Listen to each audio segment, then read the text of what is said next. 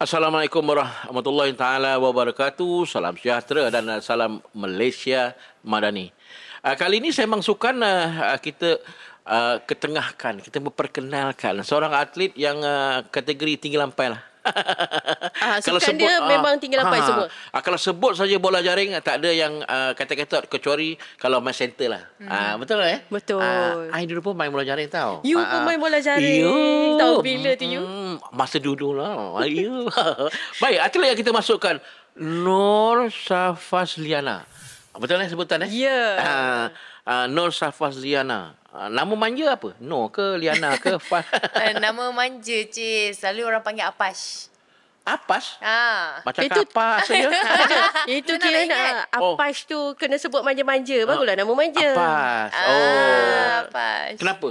Kenapa? Kenapa? Sebab Sejarahnya macam tu. macam dulu semua orang macam letakkan nama kat depan-depan tu ada A. Oh. Macam Syafas tiba-tiba macam A. Takkan Syafas kan? Dia macam Apash. Dia Apa? terus. Baik. Apa ni Safasliana? Safas. Apa ni hometown kat mana? Hometown saya memang kelahiran daripada Kuala Lumpur. Tapi asal Kuala Lumpur. Memang saya Kuala Lumpur. Tapi sekarang family saya semua dah duduk dekat Sabak Bernam.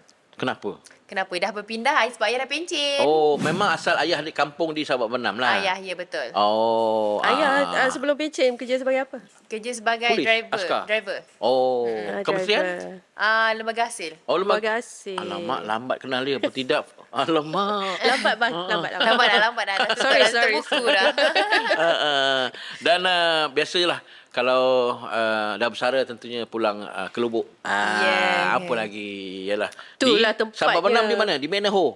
Di BNM. Oh yalah, di sana ada tahu juga ya. mi udang banjir. Oh, dekat dah tu. Selak-selak mi nampak udang tu. Saya udang dapat mi. Ada udang sebalik batu.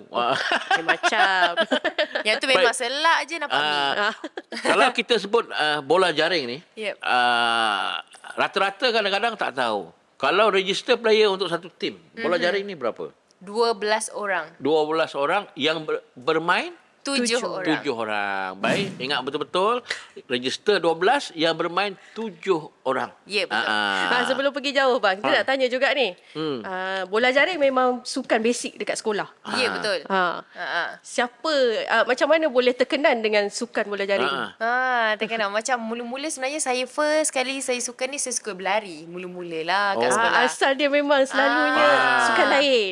Sukan lain berlari sebab sukan tu paling senang kan, lari je. Tapi penat lah waktu tu lah. Lepas tu tiba-tiba cikgu panggil, nak try main bola jaring tak? Lepas tu saya cakap lah bola jaring apa tu? Macam tak pernah tahu.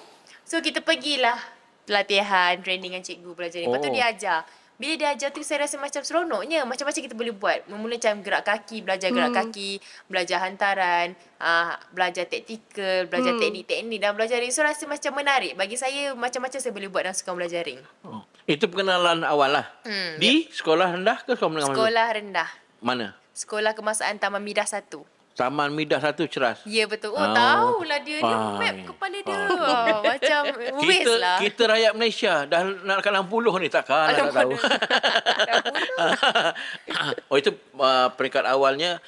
Lepas tu masa tu bawah 12 wakil Kuala Lumpur. Ya, saya mewakili Kuala Lumpur. Terpilih wakil Kuala Lumpur lah. Yeah. Dan seterusnya tentunya di sekolah menengah memilih sekolah menengah yang ada yang ada bola jaring yang kuat lah. Lepas tu pindah sekolah mana? Pada tu sebab saya rendah tau. So waktu form 1 tu saya kena masuk sekolah biasa dulu, SMK Ceras. Lepas tu bila dah ada ketinggian sedikit, saya dapat diterima ke sekolah sukan Bukit Jalil. Sekolah sukan Bukit Jalil masuk form 3? Form 2. Form 2. Yep. Masa tu form 2. Form 2 maknanya kalau saiz ni kategori bola jaring rendah sikit ni main center lah. Bahagian tengah. Yalah. Di kelompok pemain-pemain bola jaring di Bukit Jalil, sekolah sukan Bukit Jalil, siapa cikgu yang memimpin mula-mula tu? Cikgu yang memimpin mula-mula adalah Miss Chukon Lee. Itulah maknanya cikgu tu yang membuka mata untuk terus diserapkan ke national athlete. Ya, betul. Cikgu Miss Sukondi ni memang kita dah terkenal dekat dalam dunia bola jaring dekat Malaysia ni sebab dia juga merupakan jurulatih kebangsaan. Maknanya form 2 di Sekolah Bukit Jalil. Masa bawah 15 dan bawah 18 MSM Kuala Lumpur. Kuala Lumpur lah. Masih Kuala Lumpur. Sukma terlibat Sukma tahun Kuala Lumpur. tahun Kuala Lumpur juga. Sukma banyak kali saya main lah. Ya. Tak ingat lah banyak kali. Bermulanya Sukma tu masa umur berapa? 2008 waktu saya form 3. Dah main dah untuk okey, dah KL. main. Untuk Mana KL ni tak ada player ke? First time national team junior? First time national team 2008 saya umur form 4. Masa tu junior lah. Betul Junior. junior. Sebagai seorang atlet, untuk membimbing atlet-atlet baru ni, dari kacamata Safa sendirilah, apa momen-momen ataupun nak dinilai untuk dilihat first time nak tengok orang ni, baguslah budak ni, agility dia baguslah. Apa yang nak tengok kalau budak bakat baru ni? Kriteria Dia apa yang you nilai? Sebab Dari itu dari pandangan peribadi you sendiri. Okey, kalau pandangan saya sebenarnya terlalu banyak yang kita perlu tengok tau Yang sebab utama tu, yang utama adakah saiz? Saiz. Saiz satulah. Saiz, bila ada saiz, sebab saiz ni kita tak boleh nak bagi something macam awak makan, awak boleh tinggi. Itu sebenarnya saiz ni memang daripada genetik, kita tahu. Macam saya, kalau saya tahap ni, saya makan ubat tinggi, mana benda tu tak betul pun sebenarnya. So kita kalau jumpa budak yang tinggi, kita boleh polish untuk ajar dia main netball. Itulah, kalau itu ubat tinggi tak ada. Kalau nak tinggi, nak panjang, ada makan kacang panjang, apa semua panjang-panjang. Betul. Betul jadi tu. ada tak Bergayut panjang dekat juga. pintu. Bergayut dekat ni. Tu betul. Mungkin panjang sekejap lah. Sikit lah. Itu kategori utama lah. Ya, kategori utama. Tapi dekat Malaysia ni kita tak boleh nak cakap pasal ketinggian juga sebab kita tahu rakyat-rakyat kita bukan je tinggi. So kita kalau kita jumpa talent yang macam 17, 16 yang bagus, boleh juga diketengahkan. Tapi menjadi kebiasaan kalau 17, 178 tu, kalau Malaysia punya atlet lah, dia walaupun tinggi tapi dia sorry to say lah, dia lembik sikit lah. Kan? Ini betul, ini bukanlah kita sebab tu kita ambil masa untuk polish. Macam sekarang punya national team, kita memang tinggi-tinggi 17, 18 tapi masa tu orang tak nampak macam mana kita nak polishkan orang yang tinggi ni jadi kuat. Dia kena pergi buat apa strength ni, and conditioning, bebanan, angkat weight sikit, baru keras. Ini dia memang macam tu. Itu salah satu kriteria lah. Memang macam tu. Ketinggian. Tapi nak polish tu lambat sikit. Sebab nak bagi dia nak tough tegap. Nak bagi dia tough. Betul. Lepas tu jiwa kena kental. Masa di Sekolah Sukan Bukit Jalil, MSSA terlibat tak? Majlis Sukan Sekolah-Sekolah ASEAN. Ada tak masa tu? Saya sempat 2 kali bermain. Di mana masa tu MSSA? Kita tuan rumah. Sekali lagi? Kita juga tuan rumah. Alamak, ruginya. Sebab tu lah, sebab waktu kita tuan rumah, waktu kita jadi tuan rumah, baru ada benda tu. So bila kita tak jadi tuan rumah, tak ada. Itu yang rasa tak seronoknya. Tapi bila jadi tu, kita menang lah. Macam sekolah-sekolah lain lah. Macam sukan tapak takraw, biasanya MSSA ni dekat Jakarta, tahun depan dekat Brunei. Begitu juga bola. Tahun ni dekat Brunei, tahun depan mungkin dekat Manila. Macam tu. Dia sekolah sukan. Itu yang dikejar sangatlah. Kira kalau waktu zaman tu high performance untuk sijil penghargaan tertinggi lah. Kali pertama mewakili Malaysia bukan di peringkat umum. Di mana? 2008 tu lah. 2009 waktu saya form 4 tu dekat mewakili dalam kejohanan bola jaring Asia senior squad. Masa tu. Apa yang menyebabkan wanita lebih cenderung untuk main bola jaring? Kenapa?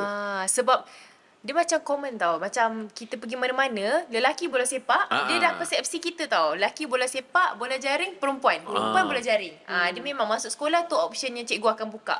Sebab saya rasa pada waktu tu dan bola jaring mudah nak bermain sebab ada bola, ada tiang gol. Kalau kita nak main bowling, kita kena ada bola bowling, kita dah ada line kena dia, ada lane, kena lane pergi dia sendiri. Mall ke macam mana kan, so kena cost bayar lagi. So saya rasa itu yang paling mudah. Dalam suasana sekarang, adakah bola jaring ini mampu membina kerjaya seperti atlet bola sepak gaji 30,000, 40,000. Belum lagi. Belum. Tahap Sejujurnya belum mana lagi. lah sekarang? Sebab okey, untuk bola jaring di Malaysia ni kita tak boleh jadikan macam bola sepak dekat Malaysia sebab bola jaring ni bukan kerjaya. Sebab contohnya macam Netball Super League yang baru-baru ni diadakan kan. Umpama macam bola sepak kan league dia, tapi pembayaran bukan macam tu. Ada tak bola jaring ni full time macam bola sepak lah? Dia tak ada. Semua kita kerja. tak ada. Semua macam contoh saya ni saya bekerja. Lepas tu saya datang latihan, latihan datang. Kalau kerja tak boleh datang latihan. Macam tu lah. Mampu. Satu lagi lah dia punya perbezaan yang paling besar. Sukan bola sepak, sukan nombor 1 dunia. Ya, betul. Untuk kita menaik taraf kemampuan permainan, kita juga harus menaik taraf dari segi mentaliti, dari segi pendapatan. Adakah bola jaring sedang merancang ke arah itu?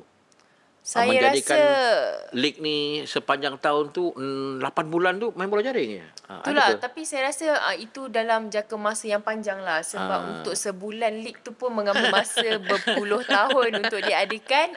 So saya rasa maybe lah dalam 10 tahun akan datang, 20 tahun akan datang mungkin akan terjadi. Sebab kalau banyak lig, kita lebih banyak mendapat pilihan untuk skuad nasional. Ya, betul. Betul. Kerana kita punya performance tu hari ni tak sama dengan esok. Esok tak sama dengan lusa. Ya, betul. Maknanya kita akan boleh pilih skuad kita dalam presentasi semasa ini dia. Presentasi semasa ini dia. Banyak pilihan lah. So kalau kita balik cerita pasal sukan tu sendiri. Benda yang paling basic sekali untuk kita tahu untuk seseorang yang tak pernah main bola jaring untuk main. Apa undang-undang pertama yang dia kena tahu? Paling penting dalam naik bola jaring ni adalah pertama sekali dia tahu menerima bola dan membuat hantaran bola. Itu yang paling basic. Dah belajar itu, kita pergi ke pergerakan kaki. Kalau dah dapat 3 perkara ni, dah boleh main netball dah sebenarnya. Tapi pergerakan kaki itulah yang selalunya paling susah orang nak dapat, dan waktu nak belajar pergerakan kaki itulah yang ramai akan give up.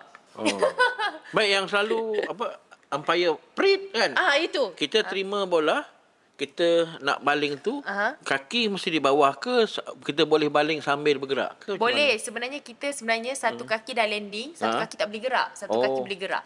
Maknanya macam main tanting tu lah. Sebelah.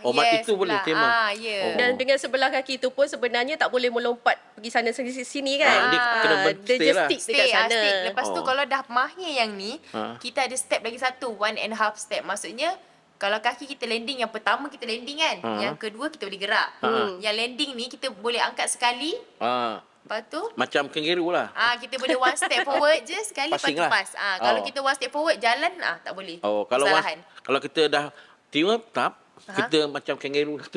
Kangaroo satu, lepas tu boleh baling. Ya, tu One boleh. step forward tu after baling. Kalau Before kita baling boleh sekali. Before baling boleh. boleh sekali, ya. One step forward. Lepas tu dah tak boleh gerak dah.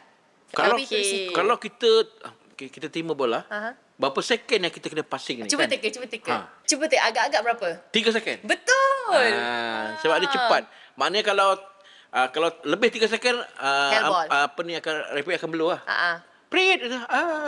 Hairball, betul. Maknanya untuk menjadi seorang atlet bola jaring, IQ kena cepat lah. Ya, betul. Sebab sebelum kita terima bola ni, kita dah nak tahulah, lepas ni aku nak passing Nana. Sebab apa? Jelingan Nana kan. Dapat bola dah passing. Kalau betul. dapat bola, siapa pula? Nak pipit. Baguslah. Boleh main tadi. Betul lah. Betul lah. Dia buktikan yang dia pernah jadi WD.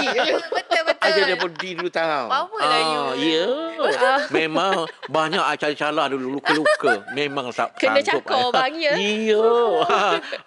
Kita banyak lagi sebenarnya kita nak cerita dengan Safas ni. Kita nak tanya lagi yang duka, yang lara. Baik, kita sambung sebentar ya, supaya jangan tengok mana-mana. Kalau yang boleh minum kopi, teruskan minum kopi. Kita sambung dan kita tanya yang lebih mendalam lepas ni. Baik, kita jumpa selepas ini.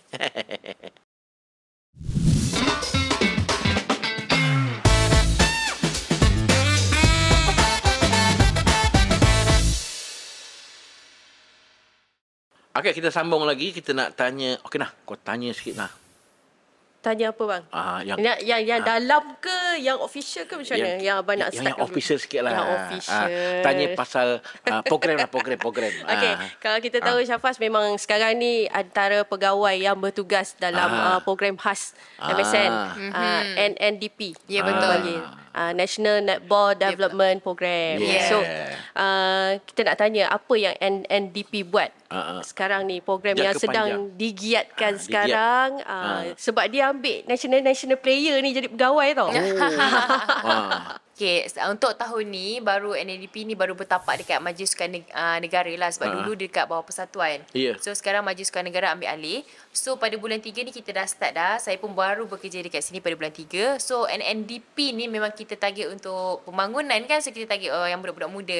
So sekarang kini kita ada terdapat 3 PLD pusat latihan. Contoh yang paling bawah pusat latihan dah pusat latihan daerah. Dekat setiap daerah mempunyai 3 pusat latihan. Okey. Lepas pusat latihan daerah, yang seterusnya dah pusat latihan negeri. Pusat latihan negeri ni kita angkat sebagai sekolah sukan negeri sebagai pusat latihan negeri. Okey. So untuk yang terakhir sekali paling tinggi adalah pusat latihan kebangsaan. So pusat latihan kebangsaan ni kita angkat daripada sekolah sukan Malaysia. So kita ada dalam netball ni kita ada 3 sekolah sukan Malaysia. Sekolah sukan Bukit Jalil, TMI dengan sekolah sukan Malaysia Pahang. So PLK kita ada 3. So in total semua 58 pusat. Itu pusat yang baru kita buat lantikan yang baru ni, dan sekarang ni kita tengah adakan carnival zone. So diorang sekarang tengah zone PLD. So untuk yang akan datang ni kita akan buat dekat Sabah dengan Sarawak. Lepas tu dah settle untuk zone, kita akan buat kejohanan kebangsaan lah untuk PLD. So setiap zon yang menang zon tu dia akan bertanding. Wakil zon-zon. Okey, setakat ni berapa total semua atlet yang ada bawah PLD seluruh Malaysia? Kalau kira dalam 2,000 lebih. 2,000 lebih ramai. Ya. Ramai. Sebab kita dalam satu PLD tu kita ada 2 under. Satu under kita nak 20 orang. Kita kalau kita nak tengok tetap minggu ni ada tertutup bola jaring, terbuka Kuala Selangor, terbuka Sabah Bernam, terbuka Ulu Langat contoh. Sebab lagi banyak kejohanan yang kecil-kecil macam ni, lagi cepat diorang naik. Itu sebenarnya visi projek khas ni juga. Sebenarnya diorang memang ada tiap minggu diorang adakan kejohanan sebegini. Sepatutnya sebab kita memang sekarang nak cari talent pelapis lah untuk skuad kebangsaan, sebab sampai bila sini yang akan bermain. Betul. Sekarang ni yang kita berada di tangga ke berapa? Asia? Hari tu yang last saya check 28. Asia. Kalau Asia nombor 3. Asia nombor kalau 3. World ranking 28. Tapi tak tahu lah yang terbaru ni. Nombor 1 Australia. Australia of course. Okay, Australia. I tahu Australia. Baik, apa ni dalam kerjaya sebagai atlet, dah bertugas sebagai pegawai program apa semua ni. Hobi apa hobi? Hobi saya. Hobi masa lapang lah. Saya suka tengok cerita. Movie? Movie. Saya suka tengok movie. Korea? Korea ke, horror ke, romantik Tapi ke, grand, tak kisah. semua belasah. Semua belasah. Tapi sebab grand saya macam suka. mana? Grand macam mana? Seram ke, lawak ke? Tak kisah. Genre saya tak kisah. Semua dia tengok. Semua saya tengok. Tapi suka tengok wayang ke, tengok Netflix ke, YouTube ke, apa ke? Ke memang suka panggung? Netflix. Suka tengok Netflix. Ada setengah orang memang suka pergi panggung. Sebab dia kata, dia besar. Dia besar, dapat jalan kawan-kawan. Ada setengah. Tapi kalau pergi tengok wayang tu, saya macam kurang minat sikit lah. Sebab saya tak suka biar bising sangat. Dia terlalu bising. Dia sukakan ketenangan. Sebab dia ni seorang yang busy. Mungkin saya suka, betul lah. Saya memang sukakan itu hobi lah. ketenangan. Hobi saya. So saya suka yang tenang-tenang. Macam tu. Tak suka main PUBG ke, apa ke? PUBG main juga. Alamak, dia tanya pula PUBG. Kantoi pula main PUBG. Kalau adalah sebagai panduan idola Sanas, bukan bola jaring, dalam sukan siapa? Kalau dalam sukan saya suka banyak. Sebenarnya saya jenis yang tengok kalau orang tu bagus, saya ambil dia punya skill apa yang bagus. So boleh kira banyak yang saya idolakan. Salah seorangnya lah. Salah seorangnya kalau player netball international, saya suka Casey Kopua. Daripada New Zealand. Sebab dia main defender, saya rasa macam wow, superb lah. Dia kalau ada kat situ nampak strong, team tu nampak strong. Dia boleh baca game lah. Memang dia boleh baca game, tangan panjang, rajin. Kalau bukan atlet bola jaring? Kalau bukan atlet bola jaring, idola. Tak ada kot. Tak ada kot ada menteri ke? Menteri pula. Yalah, Tak ada. mungkin Sebab mungkin, jenis saya konsep saya adalah jangan mengidolakan orang sangat sebab dia juga manusia. Yelah. Cuma kita ambil teladan yang baik. Sebab apa? betul. Dulu zaman kita kecil-kecil orang tanya, Iwan ni saya peminat saya apa ni Perdana Menteri contoh. Itu masa kan. kecil. Macam itulah dulu.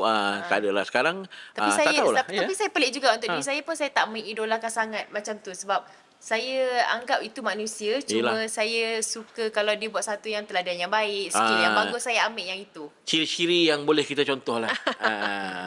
Baik. Itu contoh lah. Dah berapa tangga? Belum. Itu adalah kalau ciri-ciri ahem tu kan. Yang macam mana? Kalau kategori yang ahem tu nak yang macam mana? Kalau dia bagi pilihan lah. Kita ni dia bagi pilihan lah. Kalau nak yang macam mana? Kalau dapat. Yang baik, rajin, pembersih. Baik ada. Rajin ada tak? Rajin aku kuat tidur lah. Alah. Rajin tidur. Alamak jangan. Pembersih lah. Pembersih, rajin pembersih. Dah ada pilihan? Dah ada pilihan. Pilihan tu macam sama-sama. Tak ni. Tak beranak lagi kot. Tak confident ya. Alamak, tak confident. Tak ada Dia tengah lagi. beratur. tak ada lagi. Aduh, tengah milih lagi. Orang tengah beratur lagi. Tengah. Senarai masih banyak? Senarai. Macam-macam. Senarai panjang ni. Banyak. Captain Netball Malaysia ni. Okey.